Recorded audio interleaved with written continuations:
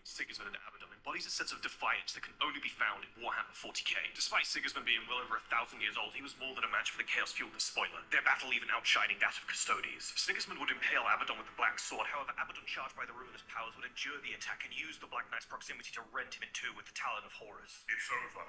Sleep now.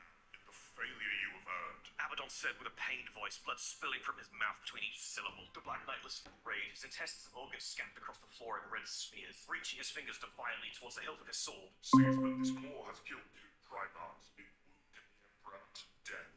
I would have spared a taste of your life as well if you could only have seen what I have seen. Abaddon said to the Old Fist. The Old Fist, however, was not yet done, for a final scathing jab formed in his heart and struck out through his lips. You will die as your weakling father died. Soulless, honorless, weeping, ashamed. Before the Despoiler could respond, the Black Templar's final breath left his body and his soul departed. Final battle.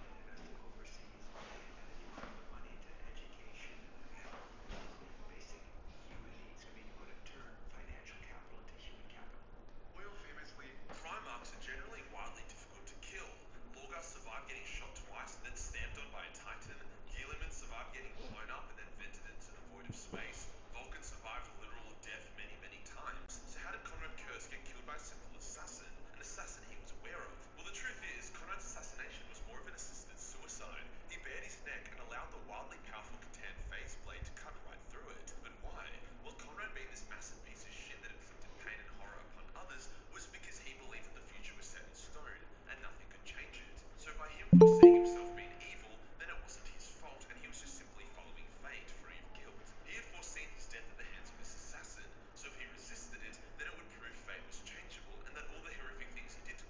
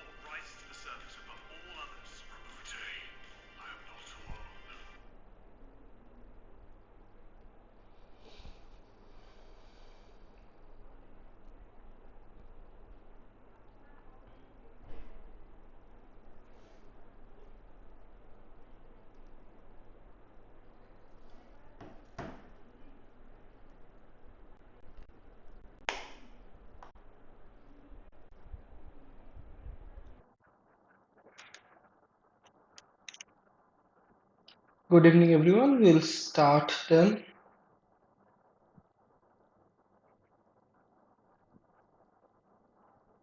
I hope my screen is visible.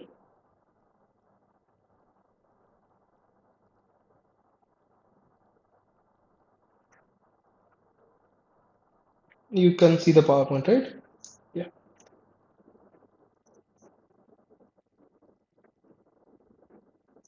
So, good evening, everyone. Welcome to week 10 of the PMRF-NPTEL session on animal physiology. This week, we are doing the cardiovascular system and we'll go through various concepts regarding the heart and how exactly the heart functions. So, and just to briefly introduce myself again, my name is Anubhav Chatterjee. I'm a Prime Minister Research Fellow and PhD scholar from the Department of Biological Sciences and Bioengineering, IIT Kanpur.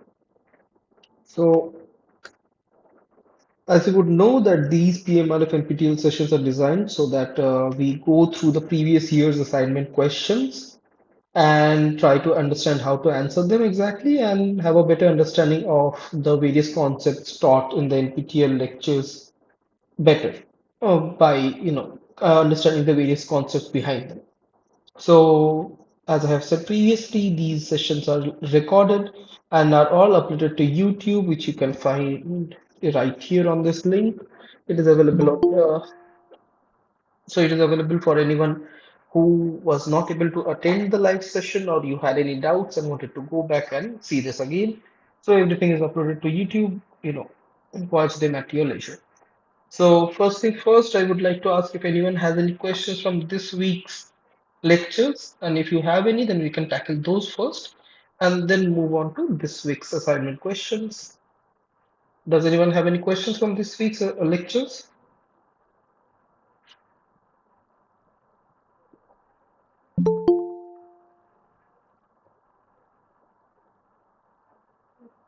Just quickly.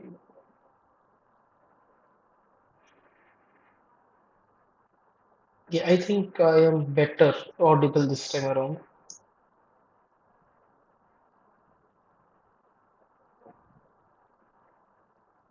Yeah. Okay. Okay, so no one has any questions from this week's lectures, right?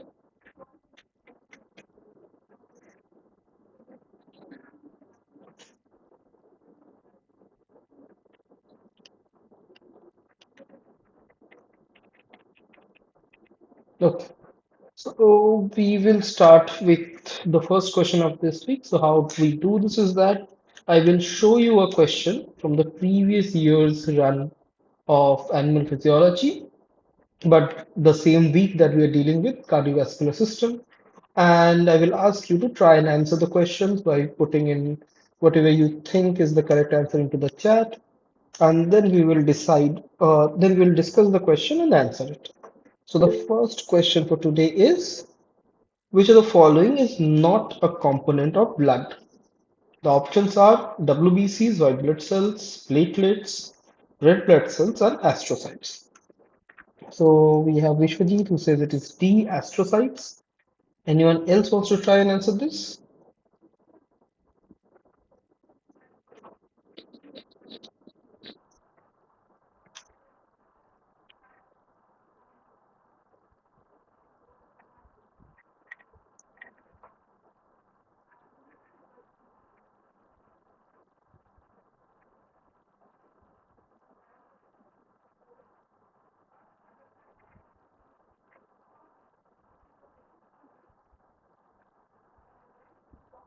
Okay, we have Dibya and Jagruti both saying D, astrocytes as well.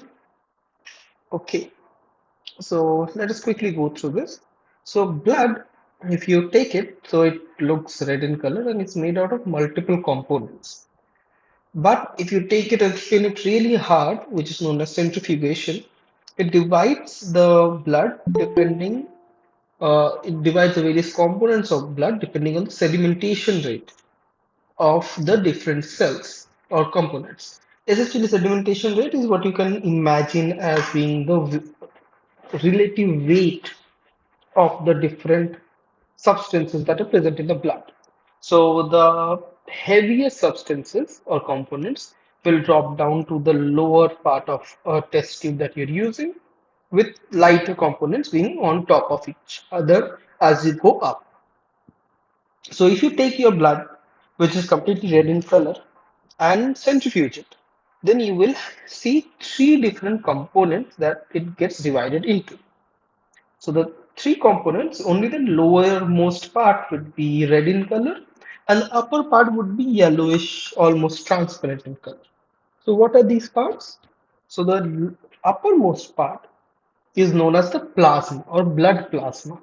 Plasma is essentially mostly the water component of the blood, and it is essentially almost water with a few sprinklings of various blood proteins, which are small enough that they get compartmentalized into this particular place. And these include heavy molecules such as albumin as well. These can also include different things such as hormones or various smaller proteins. It has various electrolytes, so your blood plasma maintains the pH balance of the blood. So it contains various electrolytes such as sodium, potassium, calcium, everything is present in this layer. And finally, the dissolved gases, which are in the blood, such as oxygen and CO2.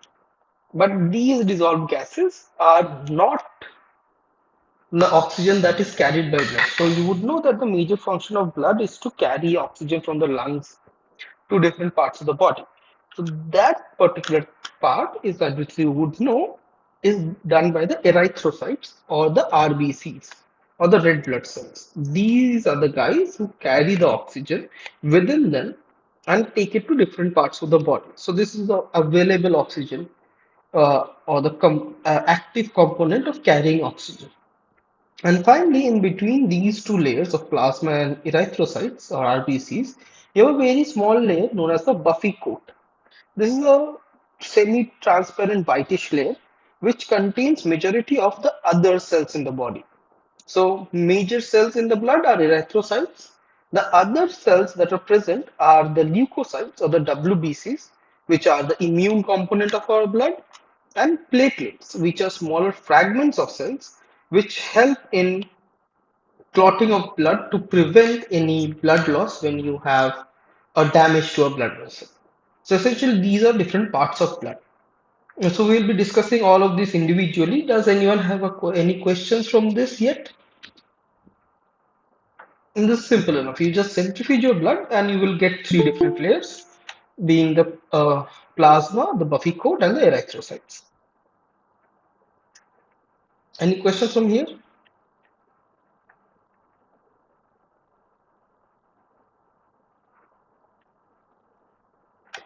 Okay.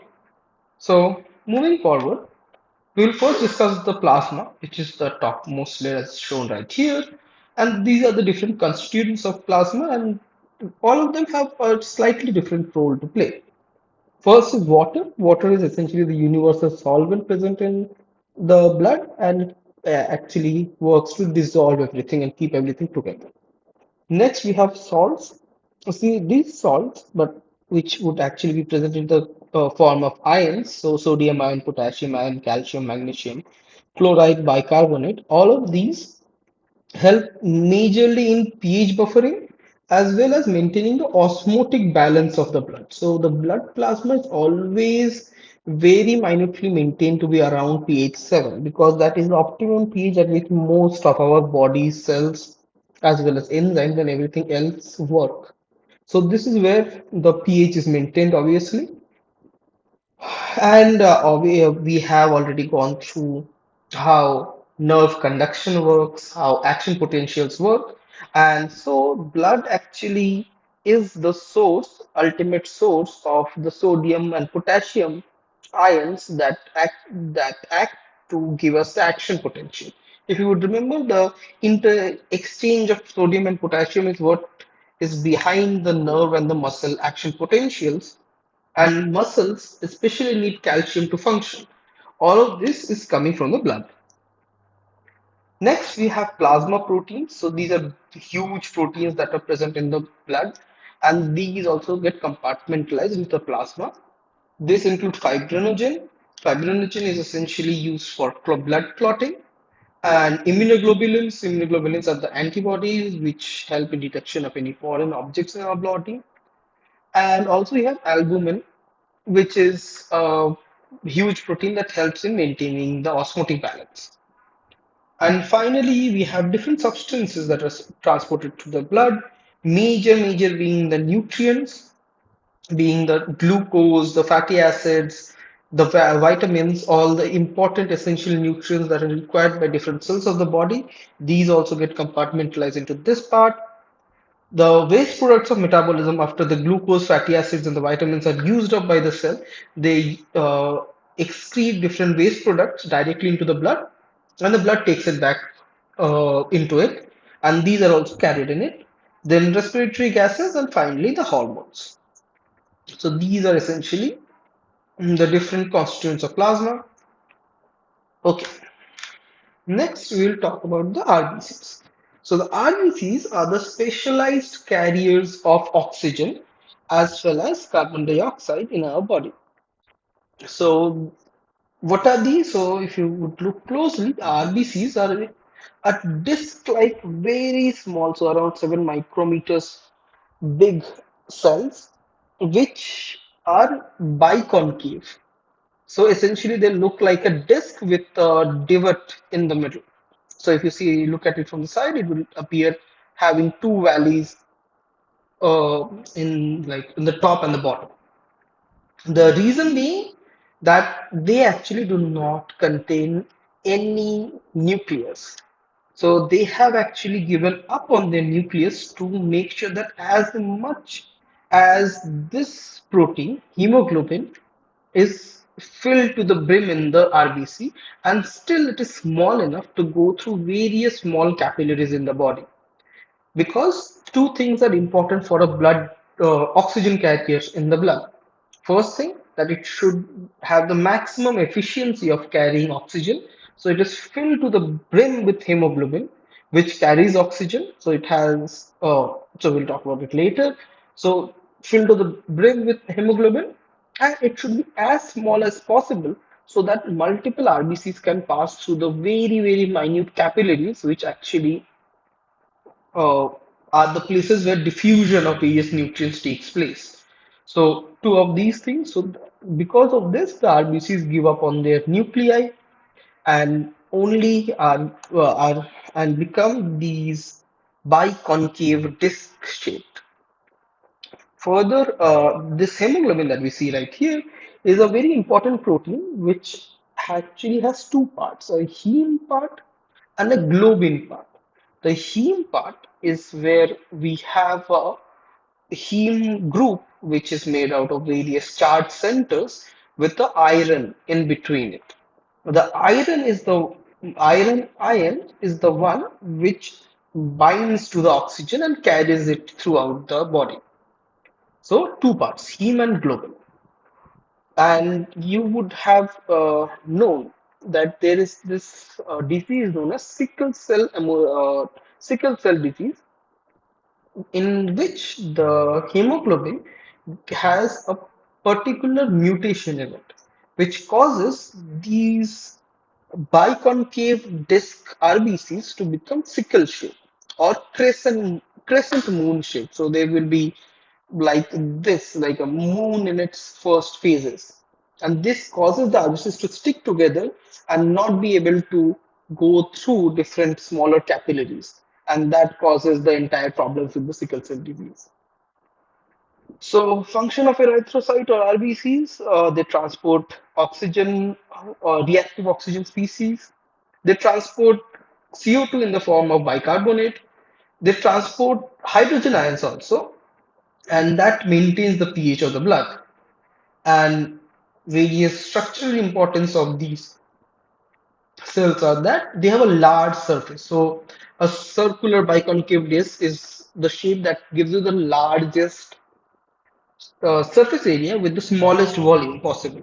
So that is why they take this shape to allow the greatest diffusion of gases possible through its surface, because diffusion of gases depends on only the surface area. So that is why they are shaped in this particular form. They have different cytoskeletal proteins and have membrane uh, osmometer. So they have various proteins on the membrane surface that uh, allow for different sodium potassium ions to go through them to allow for a particular pH to be maintained inside them where hemoglobin can function the best. But they do not have any nuclei and do not have any major organelles present in them. So this was about erythrocytes. Any questions from this?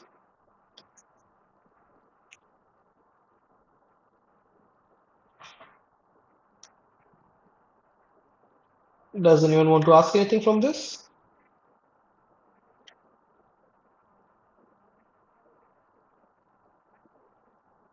No, sir.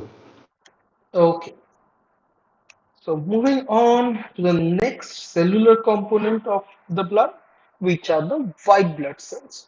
So the white blood cells are essentially our entirety of the uh, immune system in our body, or the cellular component of the immune system. So these white blood cells are of various types, as opposed to RBCs, which are just RBCs. White blood cells could be very many things. So these are all various sub-compartments of WBCs. So these are all WBCs. These include the neutrophils, majorly dealing with bacterial and fungal infection, eosinophils, which deal with parasitic infections, basophils, majorly deal with allergic reactions, and all three of these are part of the innate immune system. These guys recognize anything that is, so these three are present in your body from early childhood and do not develop as such. So their sensitivity to foreign antigens remains the same throughout your life. And then we have lymphocytes. Lymphocytes are the adaptive immune system. So so you probably would have heard in your early days that once you have chickenpox as a child, you actually do not have chickenpox anymore as you grow older. Or if you have a certain type of flu, then you do not get that flu when you get older. The reason being, these lymphocytes are part of the adaptive immune system. They learn to recognize specific bacteria or specific invaders or foreign organisms and only start to kill those organisms. And they develop something of an immunogenic memory, and this memory allows the cells to remain active throughout your life. So anytime you get chickenpox again, these cells will be activated and will destroy all the foreign organisms. So you will not have chickenpox again because these guys are now efficient in dealing with chickenpox. So these have different subtypes. The B cells, the B cells are the guys who produce our antibodies. Your CD4 and CD8 cytotoxic T cells, these are the cells which go and kill all the various different bacteria that are present that are invading your body. And finally, we have monocytes. The monocytes are big cells. So these are much larger than the uh, other cells that are present, and they are present in the blood. But these monocytes do not act well in the blood. They actually they actually mature and move to different parts of your tissue and become macrophages. Macrophages are these huge cells that engulf bacteria as a whole and then destroy them while the bacteria is present inside them. So essentially, these are big cells which eat other cells, and this can be in case of foreign bacteria or cells which are infected by viruses or parasites. They will just go ahead and start engulfing other cells and digesting them and destroying them. So these are monocytes which turn to macrophages and then do their jobs. They also clear out various dead cells. So there are in your body there is huge attrition of cells. Many cells die regularly and they are replaced. But what happens to the dead cells? The dead cells are engulfed by these macrophages and then digested to their very simple components and then released. because otherwise you will have this huge number of dead cells which are not going anywhere. So these are essentially also act as recycle bins of various dead cell debris. So these are some part of the WBCs. Any questions from this?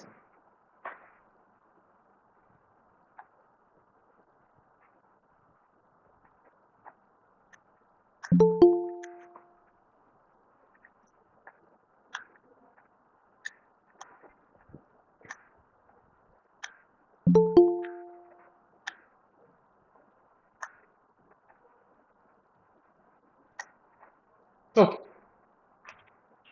So after WBCs, the final thing that is present majorly in the blood are known as platelets or thrombocytes. So platelets are the fragments of a huge cell which is known as a megakaryocyte. The megakaryocyte divides and fragments into smaller cellular objects which are known as platelets. So platelets normally do not have major functions in the body, but their only function is to prevent a blood vessel from erupting, or rather, when a blood vessel erupts, it prevents the flow of blood outside. So it prevents bleeding. So how does it do it? So first thing that happens is that, so this is a huge cascade that occurs. I will not go into this. So simply speaking, when a blood vessel gets damaged, the injured tissue starts releasing various chemicals. These chemicals are detected by the platelets and they get activated. Once the platelet get activated, they become sticky in nature. They can join, like attach to different cells and catch hold of them. So when blood gets flowing out of these bleed, then the platelets start sticking to each other and start making an entire blob, which will essentially be the blood clot. So whenever you cut your skin open, like if you have been injured, you see it bleeds for a while and then it forms a dense mass near the bleed, which blocks the blood flow. That is your blood clotting, which is done by the platelets. So they stick to everything that is around that is trying to go out of the bleed, and then they form a meshwork of various proteins where we get into the fact that fibrinogen also helps in a lot of ways. Fibrin is there, and they all form a net-like structure which blocks all the cells stick together to the wall of the blood vessel and prevent any more further blood loss. So this is how the platelets work. Essentially, they are the ones that help you prevent any bleeds in your body. Okay, so this was about platelets. Any questions from this?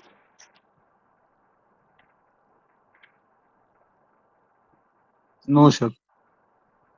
Okay. So which of the following is not a component of blood? White blood cells are a component of blood, platelets are a component of blood, and RBCs are a component of blood.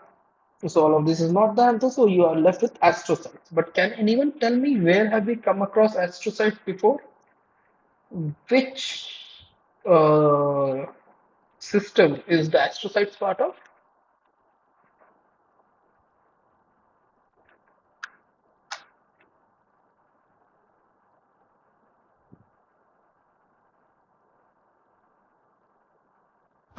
What, sir? Like, where will you find astrocytes? Astrocytes are obviously not present in the blood, but where will you find astrocytes? In brain, in brain. Yeah, you're absolutely right. In the central nervous system, astrocytes are part of the various helper cells that maintain, uh, like, help maintaining the neurons in the perfect conditions. Okay. Uh, so we move on to the next question. The question is, plasma is a component of which of the following? Blood, lymph, both blood and lymph, and none of the above.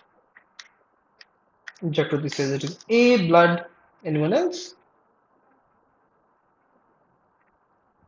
Kamlesh says it is C, both blood and lymph. Vishwajit says it is A, blood.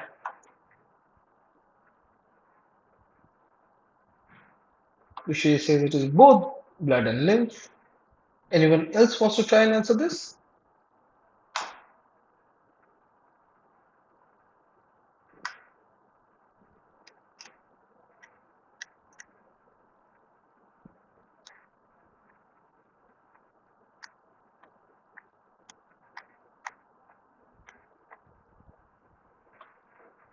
Okay, so we have just gone through it. So plasma is the aqueous part of blood. So plasma is what we will call when we are dealing with the part of blood that does not have any cell, or acellular component of blood is known as plasma.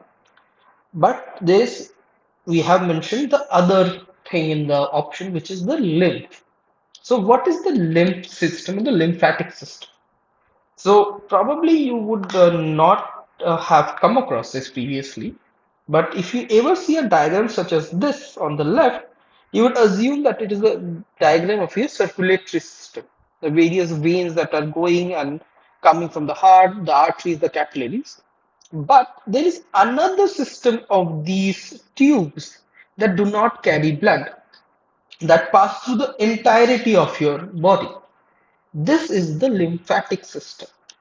The lymphatic system is essentially the recycle bin of various tissues. So any protein that gets excreted by the cells present in the tissues, which cannot make its way towards the blood, or any cell debris or any pathogens or anything else that cannot pass into blood itself, because you have to understand that your blood does not leak into the tissues. There is a specific layer of cells which are known as endothelium and epithelium cells, which do not allow blood to go right into the tissues. This blood stays inside the blood vessels. So any liquid part which would include various excretory substances from the cells, various cell debris, various pathogens that have somehow invaded your tissues and want to move out of there, where will they all go? They go into this recycle bin system or the lymphatic system. These vessels, lymphatic vessels, have much larger openings as compared to the blood vessels, and they can take in much larger substances inside them, which would include entire cells going inside them. And that is why most of the pathogens that infect your body first infect a local tissue and then move into the lymph system, because they have nowhere else to go. They cannot cross into the blood because the blood barrier is too strong for, or too narrow for them to cross through. So they get into the blood, they get into the lymph. And this entire system is connected throughout your body and drains back into the blood. So it essentially carries everything that's present in the tissue that could not originally go into the blood, but it processes them in something known as lymph nodes and then puts in whatever is harmless back into the blood. So major lymph nodes in your body includes your thymus, your lumbar lymph nodes, and you have major lymphatic vessels present close to your arms right here. So essentially, this is a recycle system of tissues. So functions of the lymphatic system, it filters the bacteria. So your lymph nodes, which are these hubs where different lymph vessels get together, which include, as I said, the thymus or the thoracic duct, these have a constant these already have a lot of immune cells sitting in there. These are known as lymphocytes. These immune cells are always on the lookout for any bacteria that might have gotten into the body, which would make its presence known in the lymph, because that is where they can only go. And these lymph nodes help in filtering out these bacteria and then killing them before they get into the blood and go to different parts of the body. So, major function of the lymphatic system in filtering blood, bacteria, and various foreign materials. It drains away excess fluid, preventing water clogging of tissues and cells. It transports proteins back into the blood supply.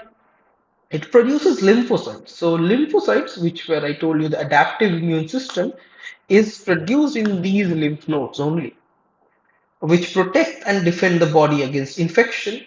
So the lymphocytes, specifically the B cells, produce antibodies to fight bacteria, and it also helps in absorption of fat and transport it to the liver. So these are the various functions of the lymphatic system. So essentially a second circulatory system which does not carry blood but carries everything else which cannot go into the blood directly. So plasma is a component of blood.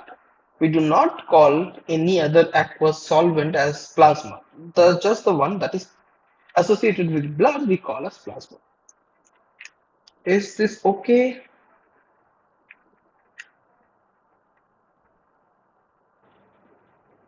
Okay, sir. Okay. So now we move on to the major topic for today, which is the heart and the function and the structure of heart and how exactly it does its various jobs. So the first question related to the heart is the vena cava is a blank that carries blank.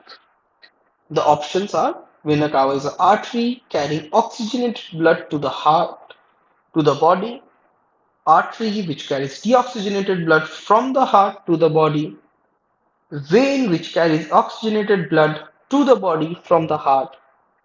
Vein is a deoxygenated takes deoxygenated blood from body to the heart.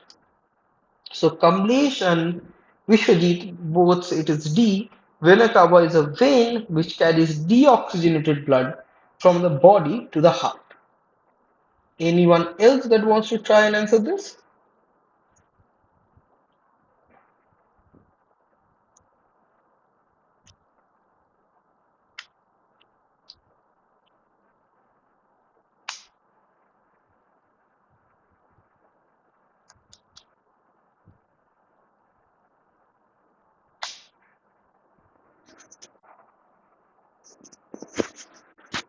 Okay.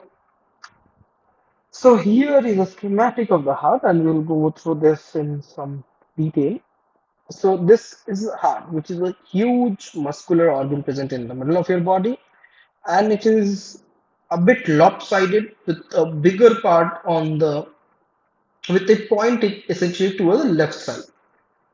So there the function of the heart, as you would know, is to take blood from your body and pump it back to your body. But it first oxygenates the blood by passing it through the lungs. So how does it exactly do this? So the heart has four different compartments. The right atrium, right here, the left atrium, the right ventricle, the left ventricle. Upper part is known as the artery, atrium. The upper compartments are known as the atrium, and the lower compartments are known as the ventricles. So the atrium, both the atriums receive blood. Both the ventricles pump blood. So originally, what happens is that if we go sequentially through the process, first thing that happens is that the blood from the body comes right, the deoxygenated blood throughout the body travels to the heart.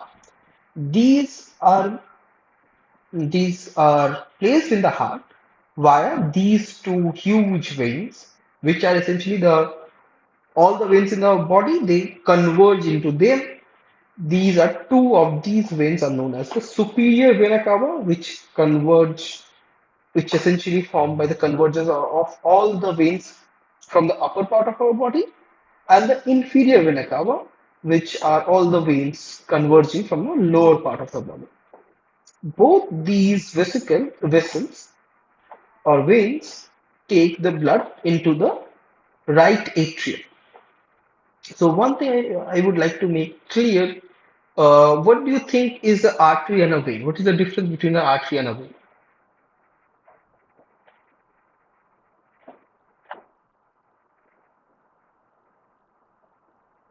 What, sir? What is the difference between an artery and a vein?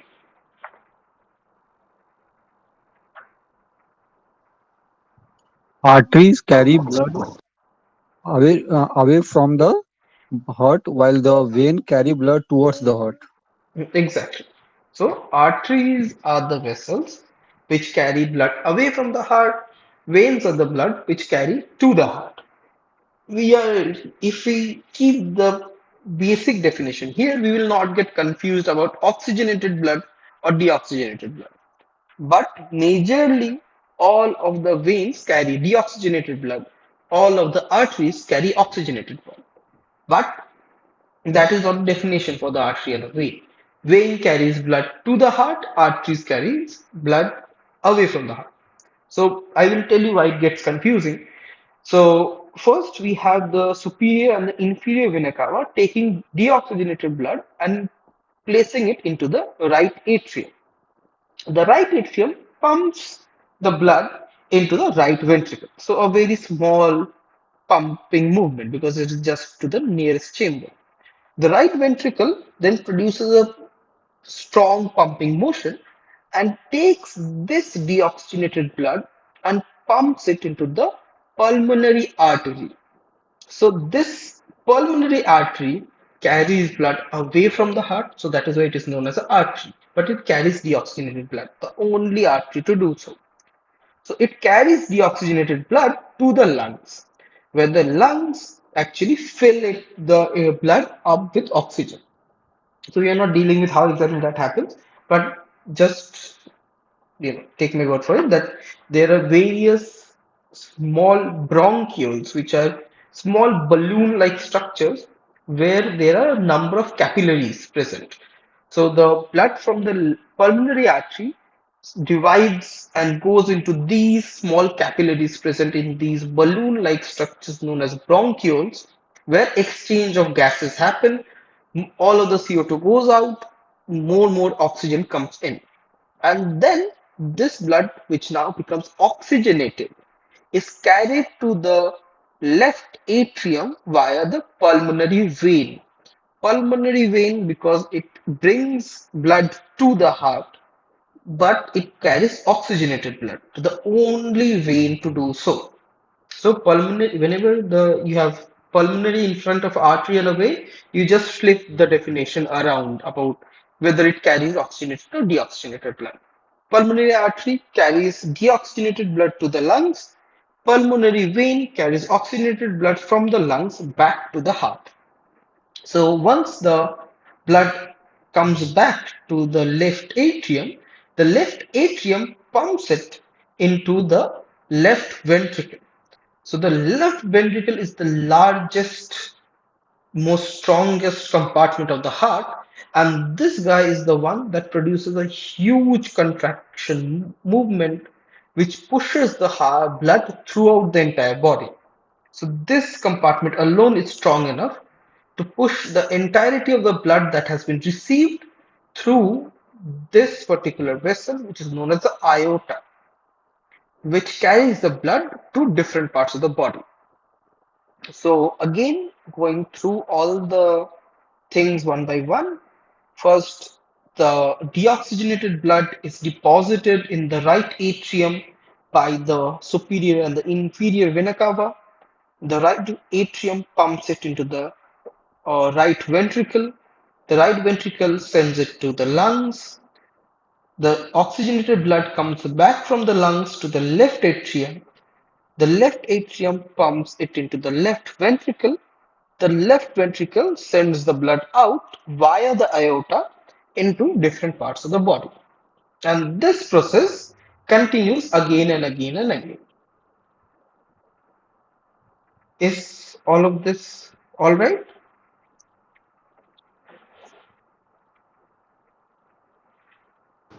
Yes, sir.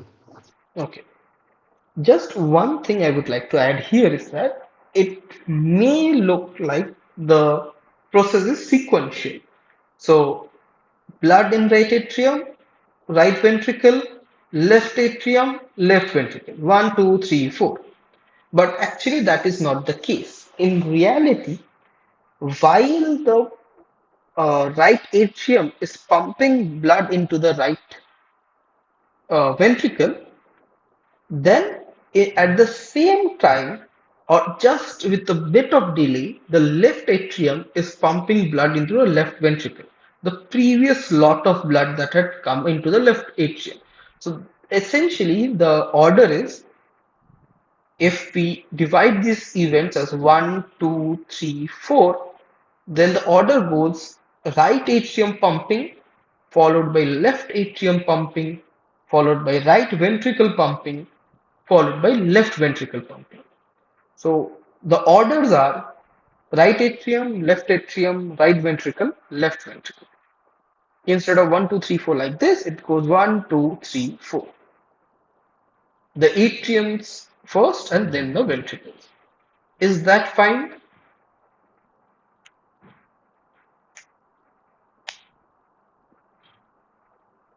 Is that understood or no? Yes, sir. Okay. Anyone? Yes, sir. Okay. Okay. So right atrium, left atrium, right ventricle, left ventricle. So we have a question here, coronary artery. So coronary artery is the artery that actually supplies blood to the heart itself. It is a bifurcation from the aorta which comes back to the heart and gives, so the heart also needs oxygen to do its work, to live. But these vessels, while they are actually pumping the blood, they do not take oxygen out of this blood. There is a separate coronary artery that comes back from the aorta and fits and then comes back to the heart and then diffuses throughout the heart and gives oxygen to the to the heart muscles. So they do not take oxygen from the left ventricle once the oxygenated blood comes in. They take oxygen from the coronary artery as it bifurcates and diffuses throughout the system. So whenever you have heard of the term myocardial infarction or heart attack, that is because of blockage in the coronary artery. These valves are all fine. The actual artery that gives blood to the heart, which it can use, is actually the one that is damaged. So majorly we always use anecdote or a metaphor for the heart, that it is like a cashier in a bank. It it counts out lots of money, huge amounts of money, but that money he cannot use. It gives away that money. It uses the money that it gets as part of his salary, and that salary is coming via the coronary artery. This huge amount of blood that it is pumping is like the cash that he handles, but he cannot take that cash. Is that fine, Kamlesh? Yes, sir. Thank you, sir. Okay. Did anyone else speak up? Okay.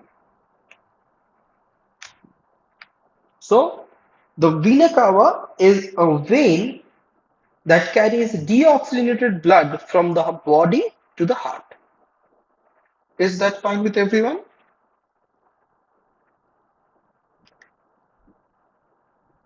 Yes, sir. Okay. Moving on, the aorta is the main blank originating from blank. The options are artery originating from the left ventricle. It is an artery originating from the right ventricle. It is a vein originating from the right ventricle. It is a vein originating from the left ventricle. So Vishwajit says it is a vein originating from the left ventricle, and Kamlesh says it is a artery originating from the left ventricle. Anyone else? We have a lot of guys today. We have at least 10 people around. I would encourage everyone to try and answer this.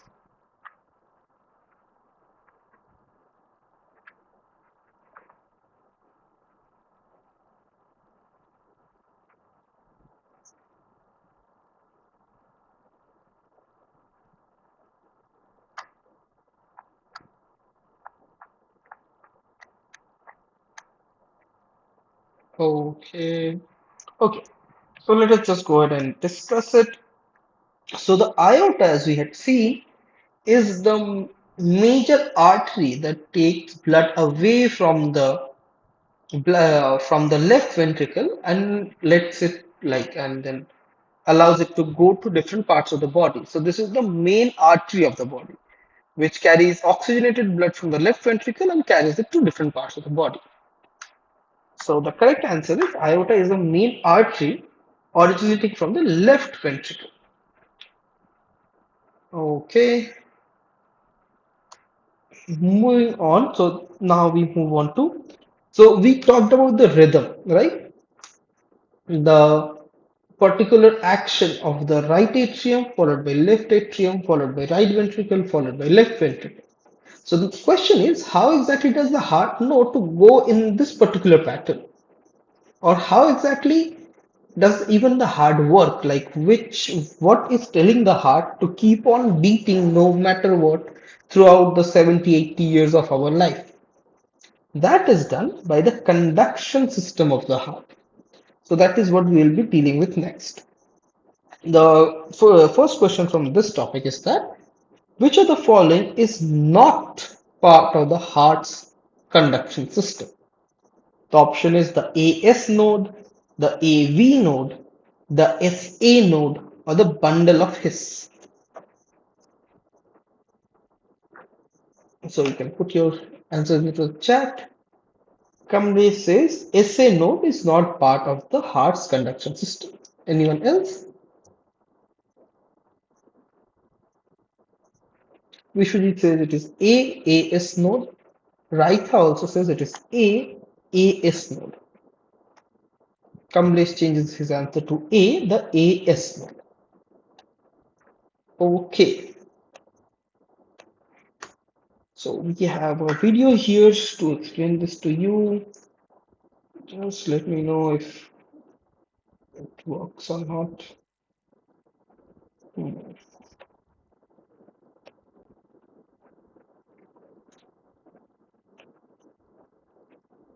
Yeah. Just let me know if you can hear this. Here's a diagram of the 4 chambers of the heart. So let's name them to get started. Is this audible?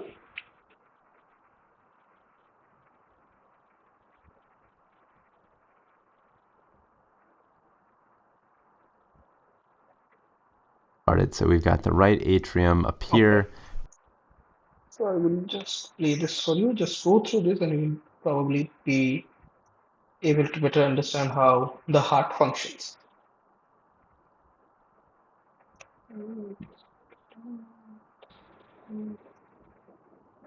Here's a diagram of the 4 chambers of the heart. So let's name them to get started. So we've got the right atrium up here, we've got the right ventricle down here, we've got the left atrium and the left ventricle. So these are the 4 chambers, and blood is going to flow through all of them and then get out to the body.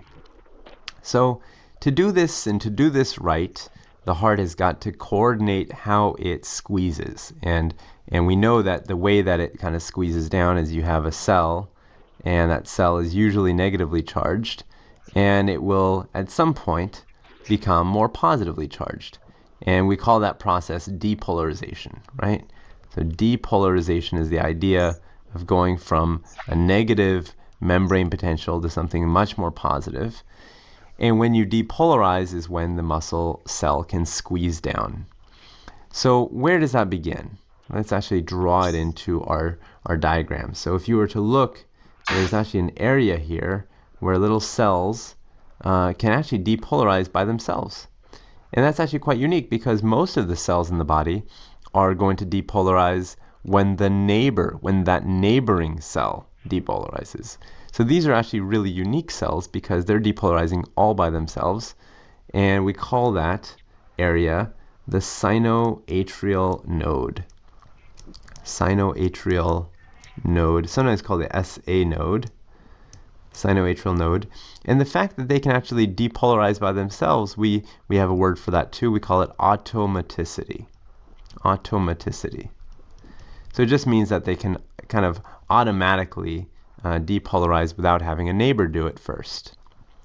So once they depolarize, what happens after that? Well, when these cells depolarize, they're connected through little gap junctions to the neighboring muscle cells. And so they're going to start sending out waves of depolarization in all directions. And so it's almost like going to a football game and watching the waves start. It just goes on and on and on. And so all of the neighboring cells are going to start depolarizing as well. And that orange arrow is moving kind of slowly, right? That depolarization wave is moving kind of slowly relative to how fast it could be moving if it went through a specialized band of tissue. So this band of tissue that I'm drawing, this blue band, is almost like a highway compared to that orange arrow, which is like a little road. And that highway is going to take that same depolarization wave over to the other side, over to the left atrium. And all of these cells begin to do the same thing. They start depolarizing as well. So you get depolarization happening both in the right atrium and the left atrium in a coordinated way. So it's happening all very, very evenly.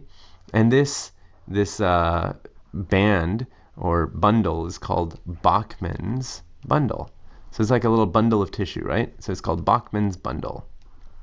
So now we've named two things, the sinoatrial node and Bachmann's bundle. And actually, just like Bachmann's bundle, there are actually a few more little bands of tissue, almost like little highways, that take that signal down to another node called the atrioventricular node. So this right here is the atrioventricular node.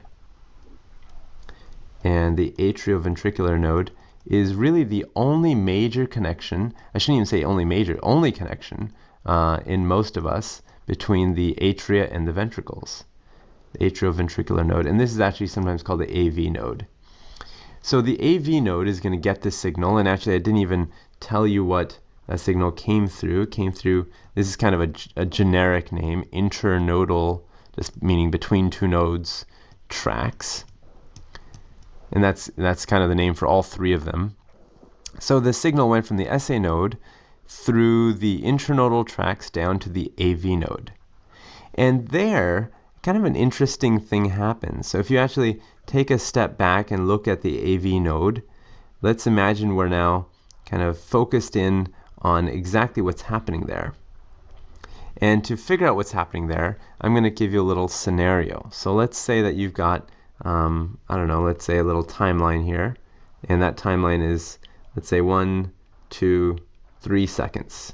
3 seconds. And your job is just to watch the atria and see how they contract. So you just watch the atria and you say, wow, I saw one contraction that happened right there, and one contraction that happened right there, and one contraction that happened right there. So the atria, as they get the wave of depolarization, are contracting now 3 times in 3 seconds. So for the atria, you saw 3 contractions. Now you do the exact same thing, but you do it for the ventricles. So for the ventricles, you kind of just keep an eye and you watch, exactly what happens, and you notice that there's a contraction of the ventricles there, and again there, and one more there. So both the atria and the ventricles are both contracting the same number of times, but the unique thing is that there's like this little delay between the two, right? They're not actually contracting at the same moment in time. There's this tiny delay, and if you measured it, it would be about 0.1 seconds. So just a tiny little fraction of a second. But the reason that there's that delay is due to the AV node. So one of the kind of interesting things about the AV node is that it creates a delay between the atria and the ventricles. So delay between atria and ventricles. And the reason that that's really important is that if the atria and the ventricles were actually contracting simultaneously, then they would actually be squeezing blood against each other. They would be actually doing work that wouldn't actually move the blood in the right direction. So by creating the delay, the atria can squeeze, the blood can move from the atria to the ventricles, and then a tenth of a second later, the ventricles can squeeze, and then the ventricles can move that blood onwards. So the reason for the delay is actually to make sure the blood moves in a coordinated way through the heart. So now this signal has delayed by 1/10 of a second, but then it continues on, right? It continues on, and it goes to a little area right there, and this is called the bundle of His. Bundle, kind of funny names, I know. Bundle of His. And even though it's spelled H-I-S, you don't say his, it's hiss, almost like what a snake does. And then it continues from the bundle of His through one track down here, and this is considered the right bundle, and then it goes through the left bundle. And actually the left bundle splits. There's like a forward part that goes up to the front and a part that goes to the back, and I'm going to draw the back part kind of dashed like that. So this is called the left posterior, because posterior means back, posterior fascicle, and this is called the left anterior, because it's coming forward, anterior fascicle. And you got to kind of imagine that it's going forward and back, because obviously in 2 dimensions it's hard to show that. And then this is just called the right bundle. And actually, just so you're not ever mistaken, this part right here is called the left bundle, where it's still combined and it's not broken into the 2 fascicles. So you have the left and the right bundle, and then the left bundle splits again. And then all of the fibers get really kind of split up here at the end. And these are called the Purkinje fibers. And it happens on both sides. The Purkinje fibers. And from this point, basically, the electrical signal can kind of dash out in all directions, right? So you can finally get all the muscle cells involved. So up until now, it's been part of the electrical conduction system, meaning these are all the highways, but now you have all of the waves of depolarization going through all the little tiny roads. And I'm using the idea of roads and highways just to point out the idea that through the electrical conduction system, the signal moves really fast. And when you get down into the muscle itself, then the signal moves slightly slower. But you can see that that's important, because that's the only way to get all of the muscle cells on the same page. So this is how the electrical signal moves from the SA node all the way through the electrical conduction system, so that the atria are beating together, and then goes into the AV node where there's a little delay, and then down into the ventricles, where again the ventricles are going to beat together.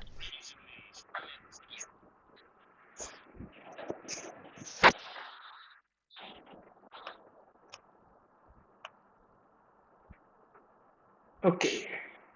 So I hope that clears out all the information that we needed about how conduction occurs throughout the heart via the SA node, the AV node, and the Purkinje fibers. Does anyone have any questions from this?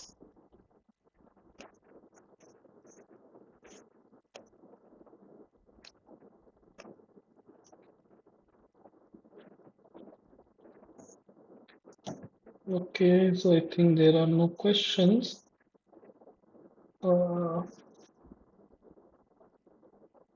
Okay. So which of the following is not part of the heart's conduction system? It is the AS junction. There is no AS junction in the heart. There is the SA node, the AV node, the bundle of His, and the Purkinje fibers. Okay. Following is which of the following in the heart's conduction system is the primary pacemaker and generates the initial electrical signal? The options are the AS junction, the AV node, the SA node, and the bundle of His. Which is the starting point of all of this? Which node actually produces the initial signal to which the entire heart beats? So Kamlesh says this is SA node. Jagriti also says it is C, the SA node. Anyone else?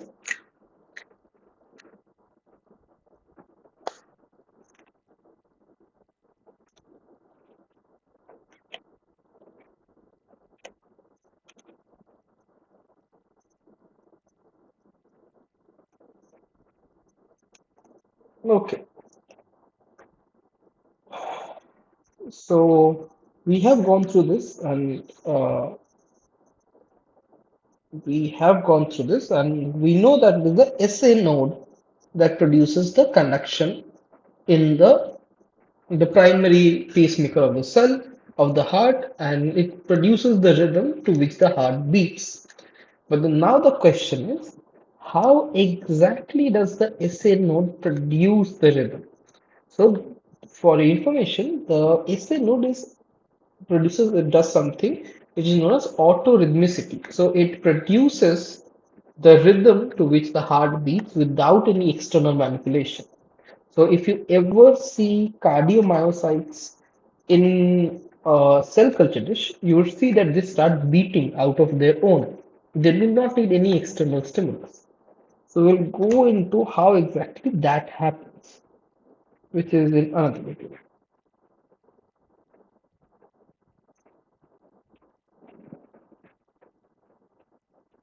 So this one is a bit more complicated, so I would like you to pay attention. Can you hear So we're going this? to talk about pacemaker cells, and these are actually really, really cool cells because these are the cells in our heart that basically keep all of the heart beating both in a certain rhythm and at a certain pace, right? So these cells are going to work from the moment that you're conceived and a little fetus in the womb all the way to the point where you die. So these pacemaker cells have a property, and we call that property automaticity. Automaticity actually has the word automatic right in it, right? So automatic. And all that means is that you don't actually need a neighboring cell to tell this guy that he needs to fire an action potential. Pacemaker cells can do it themselves. It's actually a pretty neat thing. And when you think about it, these are the cells where everything really begins then. So there's three clumps of pacemaker cells, or three groups that we talk about. One would be the group of cells sitting in what we call the sinoatrial node, SA node. And this is probably the most common group that we think of. But there's also some pacemaker cells in the atrioventricular node, or AV node. So this is another group of potential pacemaker cells. And finally, there's a third group in what we call the bundle of His and Purkinje fibers. Now, I know this sounds like I'm speaking a new language because I'm throwing out a lot of words that really may not make a lot of sense. But all that you need to know about these three are that they are just in different parts of the electrical conduction system of the heart. So they're all parts of the electrical conduction system. And they're just at different locations in the heart. So they make up part of the electrical conduction system, and they are all kind of given this special property of having the ability to pace the heart. Let me make a little bit of space now. So to really understand these three groups of cells and what, the kind of magic they can actually bestow upon us, let's talk in terms of how heart cells really talk and think. And they don't really think kind of the way you and I might think. They think in terms of voltage. This is kind of their language. And so to understand them, let's use it. So this is millivolts, and let's say this is positive, and let's say this is negative, because that's probably most intuitive. We have a few ions that are going to pass into and out of cells, and you know that ions are going to help determine the voltage of a cell, and we've talked about that in other videos. And so let's say this is calcium right here. This is calcium. So why am I drawing an arrow with a voltage up there? 123.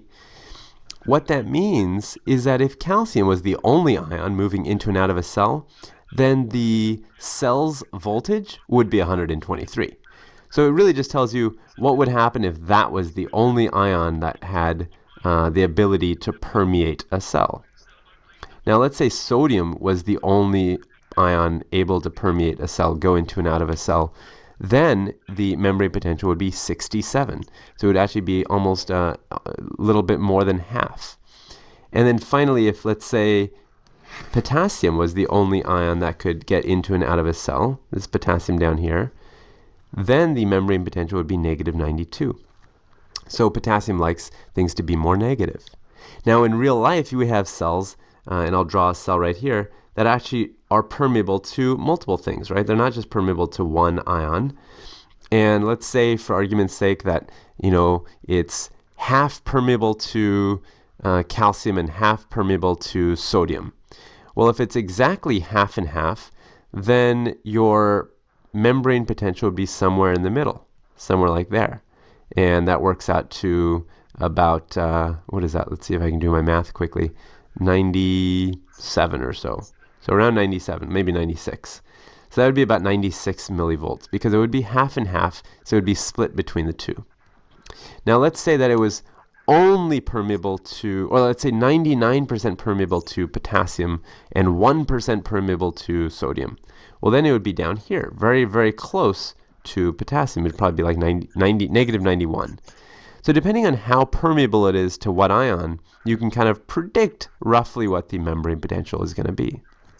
Now, let's start out. Let's say that our cell here is going to be one of these pacemaker cells, and it's permeable to just salt. Actually, you know what? Before I do that, let me tell you what its voltage is. Let's say its voltage is negative 60. I won't tell you how it got there. We'll figure that out later. But it's negative 60. And I tell you that it's permeable to just salt, or maybe not just salt, but predominantly salt. And we know salt is going to want to rush into the cell because there's a lot more salt on the outside than on the inside. Now, if that was the case, if it was at negative 60 and and put aside the thought of how did it get there in the first place, but let's say it was there, what would happen if it was permeable to primarily salt? Well, it's going to want to eventually get up here, right? It might take some time, which is why I drew it all the way out there.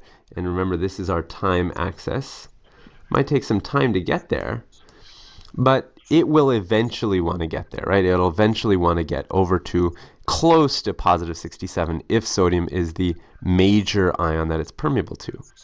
So it's going to start in that direction. And actually, that's about exactly what happens. It starts kind of marching towards that point. Now, it gets a little bit further along from negative 60, so it's like, let's say, negative 40. And then an interesting thing happens. It doesn't just continue to that purple dot. Let me erase that purple dot now. It doesn't continue there, but it actually hits a threshold. Now, when I say threshold, you'll see in just a few moments what I mean. But it hits this threshold, and this threshold is for a new type of ion. So let me actually switch it up. I'm going to actually save myself some time by just cutting and pasting this like that. I'm going to move it over here. So this is my cell, right? And now it got to negative 40, and a new channel emerges. So we have this channel here for calcium. And we have a bunch of them. So calcium starts dumping into the cell. And calcium, just like sodium, loves to be inside of the cell. So now you've got a lot of calcium. And what opened up these channels, these are actually voltage-gated channels. That's actually why I said that there was a threshold. Because these channels, I didn't actually draw them before. They're there. It's not as if the cell just made these channels out of thin air. They were there the whole time. But they were closed. They were closed, literally gated shut. And so now that you hit negative 40, that's their ticket. Now they open up and they let all the calcium in. So that's why we call it voltage gated, and that's why we say that there's a threshold. This is the word threshold. It really is talking about what is the voltage needed to open those calcium gates. So now calcium pours in. So now you can kind of step back and think about what will happen to our white line. If calcium is the major ion that this cell is permeable to now, I mean, it's still a little bit permeable to salt, you can see that, but mostly calcium, it's going to want to rise up to calcium's resting potential, which is even higher than sodium's. So instead of going kind of chugging along slowly, it's going to start moving up at a nice kind of steady clip. Now it's going to go up nice and quick, right? So it's going to start getting more steep. So it was going slowly, and now it's going more steep. And it gets to, let's say, positive 10. And now the next interesting thing happens. So we said that these calcium channels are voltage gated, and that's what makes them open. Well, the cool thing is that that's not only what makes them open, it's also what makes them shut. And so let me actually draw this one more time. I'll just cut and paste it. And now I'll put it over here. And if that's what makes them shut, then watch what happens now. I'm going to actually erase this calcium because now these voltage-gated channels are going to close down, and we're going to have to show them close. So let's draw little X's here so no more calcium can get in. So you've got just that sodium, and at the same moment that the calcium-gated channels close, that same moment, the potassium voltage-gated channels open. So now you have some potassium channels here that open up. And the potassium is going to escape, right? It's going to leave because potassium loves to leave the cell. It likes to get outside because that's the direction of its concentration gradient. And so just like we said that the calcium has voltage gated, so does the potassium. So these are voltage gated as well. And they're voltage gated to open when it's a little bit more positive. And just like I said, earlier that these voltage-gated channels exist, they certainly exist. I just didn't draw them, but they're closed. So they were closed up until this point. They were there the whole time. So they were there in both scenarios, right? They were there and they just stayed shut. So if the potassium is escaping, what happens to our white line? Think about that. Well, it's going to go towards, now that potassium is the dominant ion. Always think in terms of what's the dominant ion in terms of permeability. Our cell is mostly permeable to potassium right now, so the membrane potential is going to go towards potassium. And potassium is way down here, so it's going to start going down. So the membrane potential starts creeping down, and stops. Stops right here, -60. Well, why did it stop? Why didn't it just go all the way down closer to -92? Well, just as the calcium-gated channels shut, so do the potassium. So these ones actually shut down as well. And I'm just going to erase this potassium at this point because now they're shut. And I'm even going to put little X's through them. So basically these are not open for business, closed for business. So now we have just the sodium entering. Well, this looks a lot like how we started, right? And so what happens is that this process repeats itself. So it basically will just rise up until threshold. The calcium-gated channels flip up and open. Then they close and the potassium-gated channels open. And they close and we're back to just sodium. So this is how we get our action potential. This is how it forms. And you can see that I didn't talk about any other cells. This is a cell doing it all by itself. And because the channels are constantly opening and closing, we don't really ever think of this cell as having a resting potential. It's just, it has a membrane potential, but it's never really resting anywhere. It's always kind of on the move, right? It's always either rising or falling. So now if my heart rate, let's say my heart rate is 60 beats a minute, right? 60 beats per minute. Then what that means is that this right here, this is one heartbeat is happening in 1 second, right? Which I think is pretty sweet. I mean, all this stuff is happening in 1 second. The sodium's coming in, then the calcium's coming in, and then that stops, but then the potassium rushes out, and then that stops, and then the whole thing happens again and again and again every single second. So this is how our heart is beating. This little cycle keeps going on and on and on. And now people will actually talk about different phases of this. There are obviously three basic phases, right, that I've drawn out for us. So there's this phase 4. This is called phase 0. And this is phase 3. Now you're thinking, wait a second, this sounds totally wacky. Why would you call it phase 4, 0, 3? What sense does that make?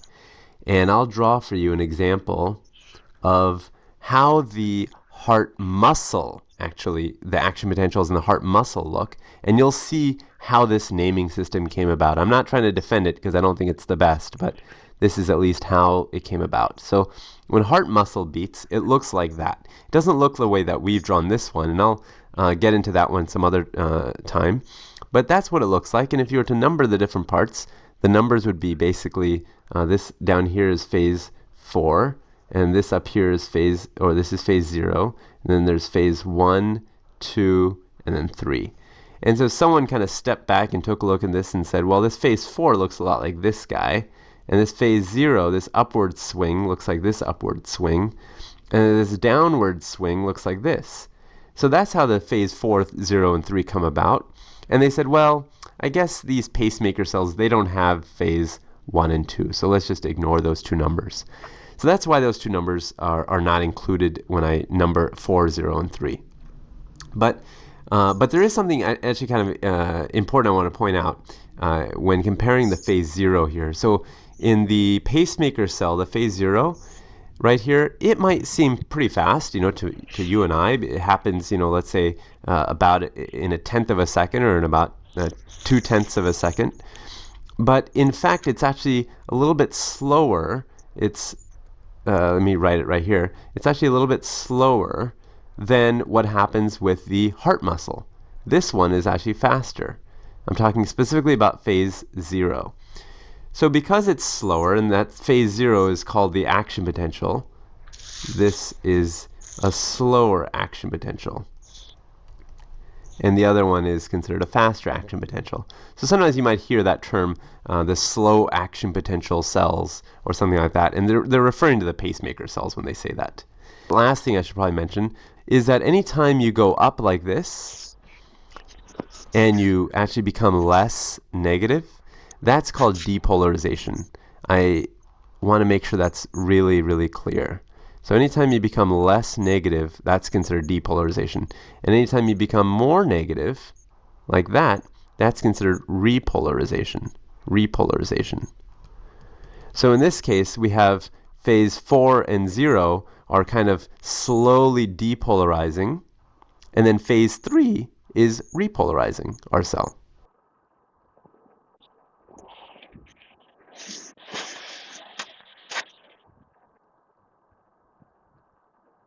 Okay, that was pretty interesting.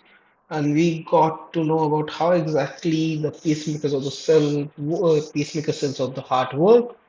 They are always at minus 60 or minus 40 millivolts, which allows them to be repeatedly shoot action potentials, but slower action potentials because of the absence of the fast moving sodium channels. And that is why you have them repeating a slow rhythm that sets the entire rhythm for the heart to beat. So, does anyone have any questions from the particular video?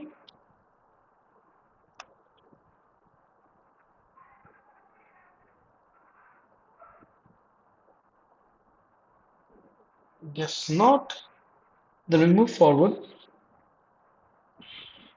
The next question is Purkinje fibers have blank and are blank than cardiomyocytes or myocardial cells.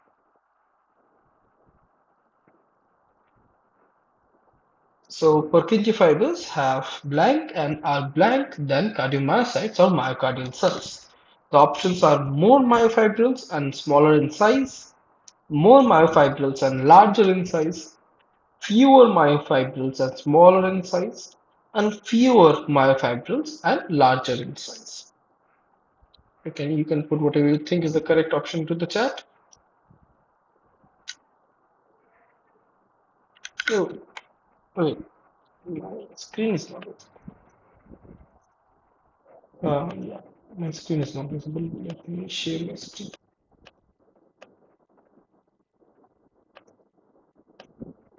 Okay, yeah. So Purkinje fibers have blank and are blank than cardiomyocytes or myocardial cells. More myofibrils, smaller in size. More myofibrils, larger in size. Fewer myofibrils, smaller in size. Fewer myofibrils, larger in size.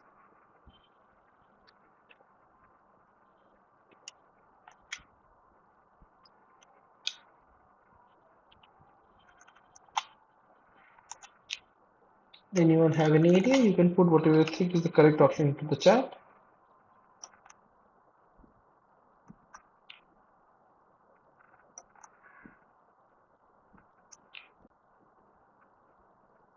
Somebody says it is D, fewer myofibrils, larger in size.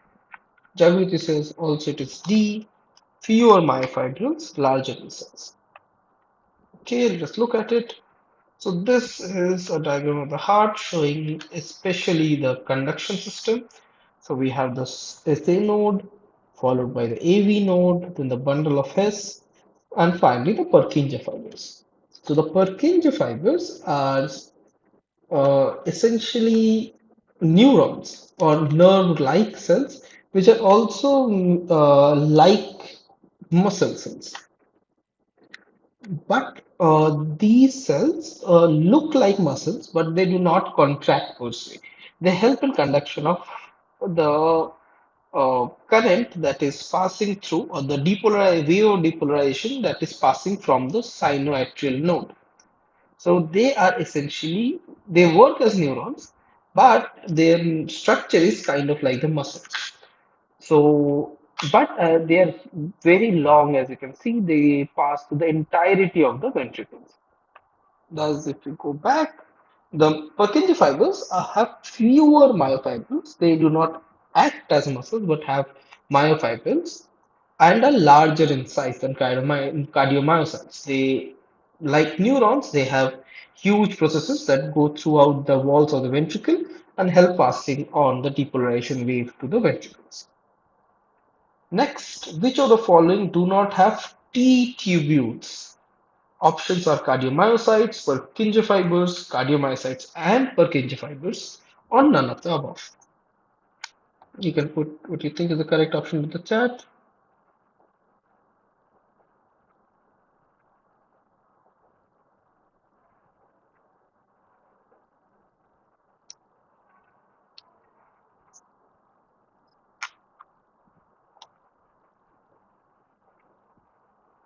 No one has any idea, I guess.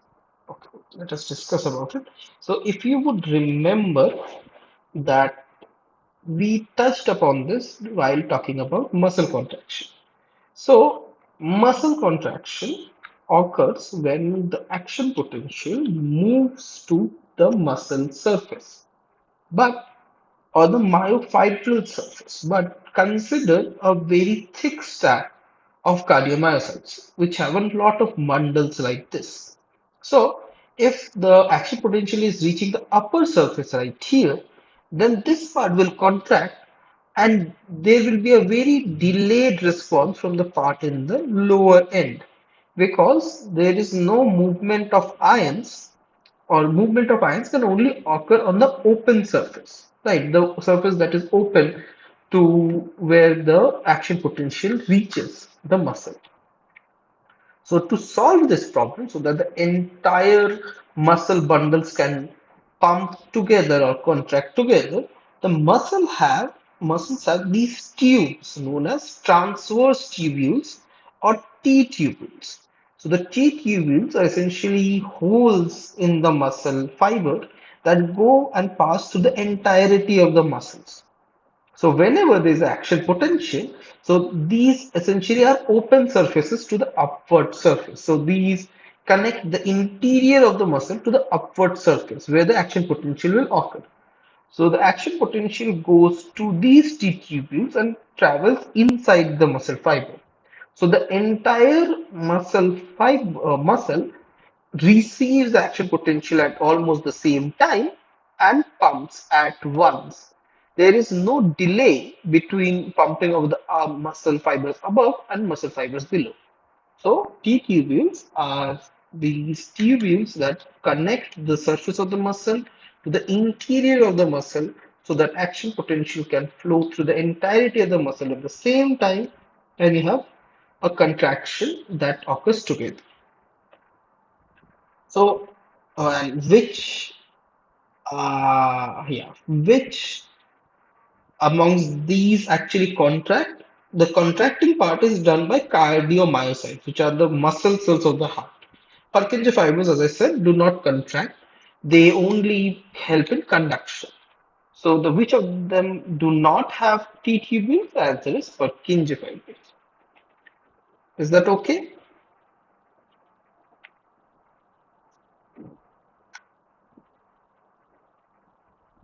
Okay, that is fine.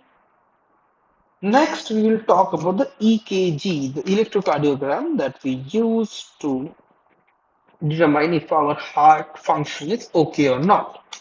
So the question is, in EKG, the QT wave signifies one, the depolarization of the atria, second, the initiation of the signal in the left atrium, third, the electrical activity in the ventricles, fourth, the repolarization of the ventricles. Does anyone have any idea about this, how the EKG works?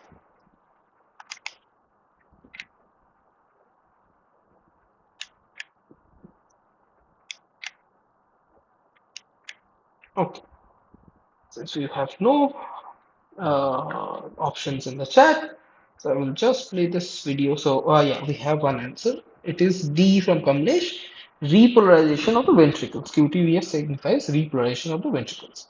So let us look at it. So I have a video here that I want to play for you, which will show us how the EKG works. Just let me know if this is audible or not. Let's look at a single heartbeat on EKG.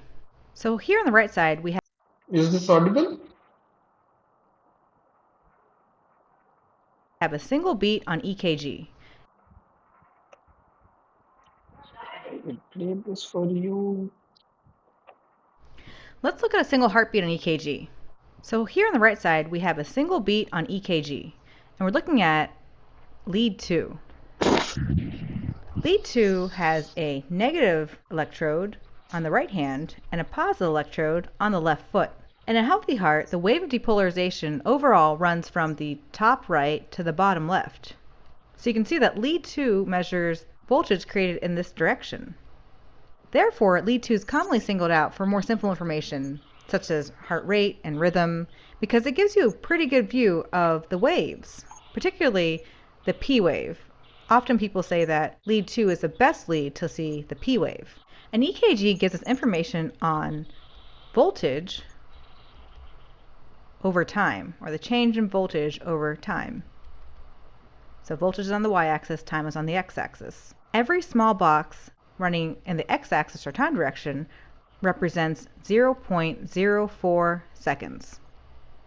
And there are 1, 2, 3, 4, 5 small boxes per every big box. So you can do the math and you can calculate that each big box represents 0.2 seconds. Conduction starts at the heart's dominant pacemaker, the SA node. The SA node initiates waves of depolarization that run through the atria and go to the AV node. And on EKG, this depolarization through the atria is seen as this purple wave here called the P wave. The P wave is usually about 2 small boxes or 0.08 seconds. And again, the P wave represents atrial depolarization. And what happens after the atria depolarize? Well, you get subsequent contraction. After the signal reaches the AV node, conduction slows down. And this is for a couple reasons. One is that AV nodal cells are smaller in diameter than the other cells. And as a rule, the smaller the diameter of the cell, the slower the conduction. In fact, AV nodal cells are among the smallest diameter cells in the body. Also, conduction runs primarily through calcium channels in the AV node. Calcium channels have inherently slow kinetics, and this is in contrast to fast sodium channels that we see in the ventricular conduction system. This delay in conduction is really important because it allows time for the atria to contract and relax, which optimizes the time for the ventricles to fill. So again, we have the signal leaving the SA node going to the AV node where conduction slows down. This all happens before ventricular depolarization. On the EKG, the time it takes from the beginning of atrial depolarization all the way up until ventricular depolarization is seen as the PR interval. And the PR interval is typically 0.12 seconds or 3 boxes. It shouldn't ever be longer than 0.2 seconds or something's wrong. The signal travels from the AV node to the His bundle. And once we hit the His bundle, this is where conduction starts moving rather quickly. The His bundle bifurcates into the left and right bundle branches. And these branches branch into terminal Purkinje fibers.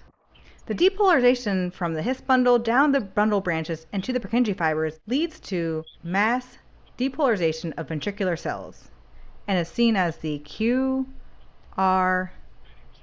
complex on EKG. Again, the QRS complex represents ventricular depolarization. And like we said before, this is very rapid because we're using fast-acting sodium channels now. So typically, the QRS complex is about 0.12 seconds. It shouldn't be any longer than that. Early on depolarization, the septum's depolarizing, and the septum depolarizes from the left septum to the right septum. So you have the wave of depolarization going from the left septum to the right septum.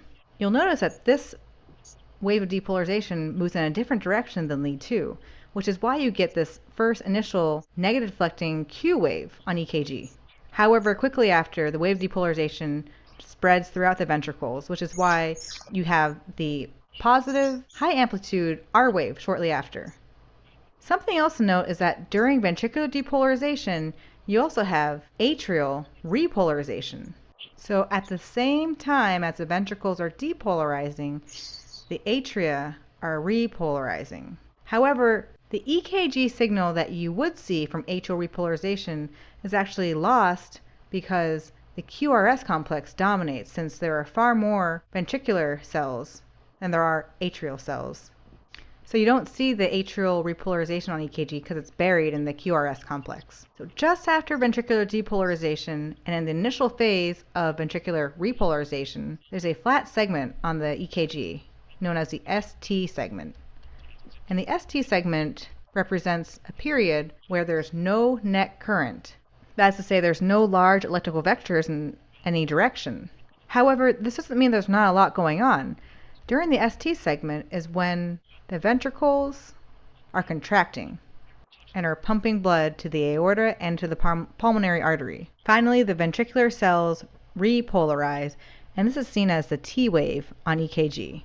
The T wave is flatter and longer than the QRS complex because repolarization is a slower process than depolarization. And again, this represents ventricular repolarization. The T wave typically takes up about 4 boxes, or 0.16 seconds. Now, something you might be asking yourself is, why is the PR interval called the PR interval when it goes from the P to the Q wave? Well, remember we said that the PR interval is from the beginning of atrial depolarization up until the start of ventricular depolarization. Sometimes there's no Q wave on the EKG, it's just not found. So ventricular depolarization, or the start of it, is actually the start of the R wave, which is why it's called the PR interval. If there is a Q wave, you can call it the PQ interval. However, to generalize, we call it the PR interval for the times that the Q wave is lost. Something else you might be wondering is, why is the T wave positive as well as the R wave? Why are the waves representing ventricular depolarization and ventricular repolarization in the same direction? And to answer this, you need to remember 2 things. One is that the EKG gives you information on the difference in charge. So it gives you information on the changing imbalance of potential. The other thing to note is that the epicardial cells repolarize before the endocardial cells. What do we mean by that? Well, remember how we said that the wave of depolarization goes down the bundle of His, the right and left bundle branches, to the Purkinje fibers. So you can imagine that the cells on the inside, or the endocardium, depolarize first, and the wave of depolarization spreads to the outside because we have the Purkinje fibers spreading the depolarization to the outer cells, or the cells of the epicardium. Let's cut out this part of the heart so I can show you in more detail. So remember, the EKG sees cells at rest as being positive on the outside. The wave of depolarization comes down and depolarizes the cells in the endocardium first. So those would be seen as negative, while they're still positive on the outside because the depolarization hasn't gone through yet. Eventually, the endocardium and the epicardium will be depolarized. And while typically cells that depolarize first repolarize first, it's different in the heart ventricles. Epicardial cells actually repolarize before endocardial cells. So the EKG sees them as positive before endocardial cells are positive. You'll notice that during depolarization, the vector created, and during repolarization, the vector created, are both in the same direction, which is why the peak of the QRS complex and the T wave are in the same direction.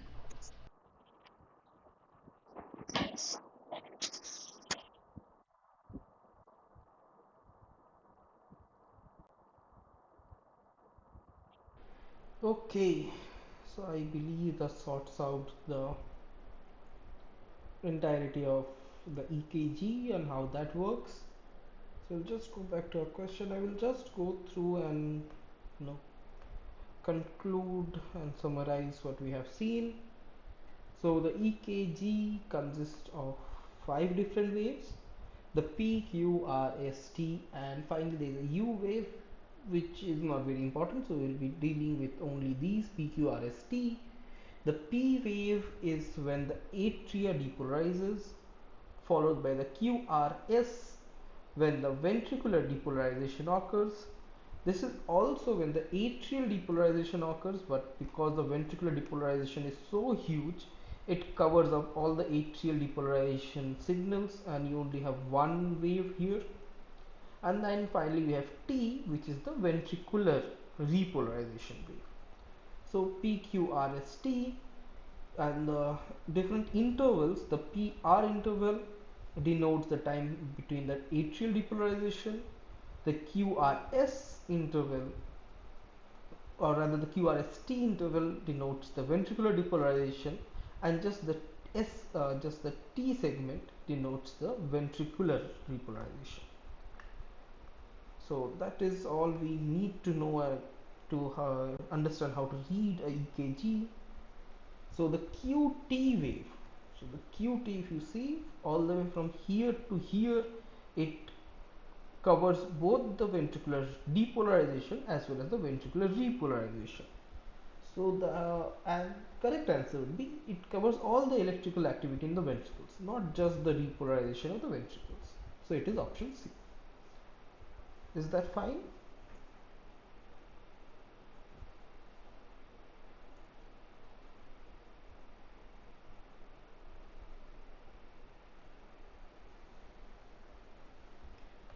Yes, that is okay. And the final question for the day: the medication X generates the QT wave of 200 milliseconds. So medication X converts the QT wave to only have a time interval of 200 milliseconds. So what exactly does the medication X do? It causes the QT wave to be longer than usual, so QT wave prolongation, a shorter QT wave, so QT wave becomes shorter. It causes the QT wave to remain in normal range, or there is not enough information to make a conclusion of the size of the QT wave. Anyone has any idea how to answer this? You can put what you think is the correct option into the chat.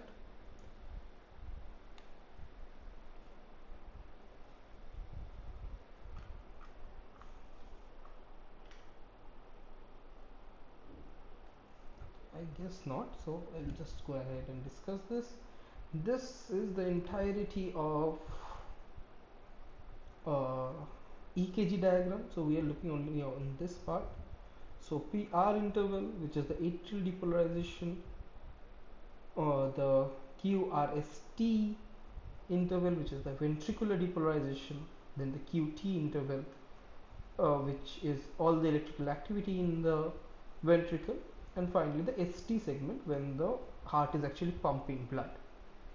So the PR interval is normally from 0.12 to 0.20 seconds, QRS is 0.08 to 0.10 seconds, QT interval is 0.4 to 0.43 seconds, and finally the RR interval is 0.6 to 1 second.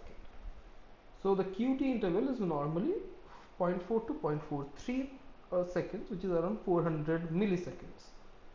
So our medication X converts the QT wave to 200 milliseconds. So it causes a shorter QT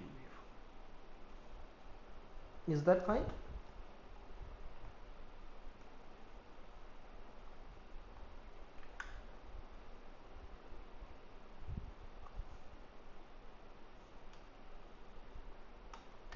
So normal QT wave is from 400 milliseconds. After taking a medication X, the QT wave becomes 200 milliseconds.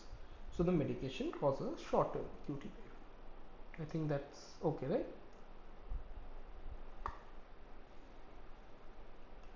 Okay. So that was all I had for you today. So does anyone have any questions regarding today's session, or any questions from the videos itself, anything?